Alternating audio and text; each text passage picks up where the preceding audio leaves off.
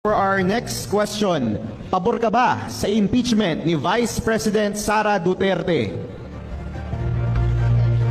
Okay, may isang no. May lahat po ba yes? Isang no lang? Sorry, I just really have to Okay, ask medyo... si Sir Attorney JV Kinlo. Baka pwede po natin siyang bigyan ng mic kahit mabilis lang po. Bakit po no ang inyong boto, sir? No. Sa dahilan po na ngayon nagsasalita ko bilang isang kandidato ng PDP Laban, dapat natin respetuhin ang equal protection of laws. Bakit aatakihin lang si VP Sara at hindi natin pag-aralan at suriin ang confidential fund ng Pangulong Marcos at ng mga departamento na under kay Pangulong Marcos? Bakit si VP Sara lang? Hindi ba patas ang batas?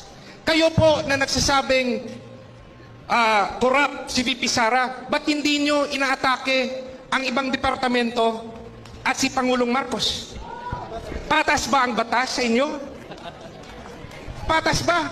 Dapat lahat, kung atakihin yung isang tao, pantay-pantay, lahat atakihin nyo. Bakit tahimik kayo? Salamat Thank you po. so much po, Okay, sir. gusto ba natin gawing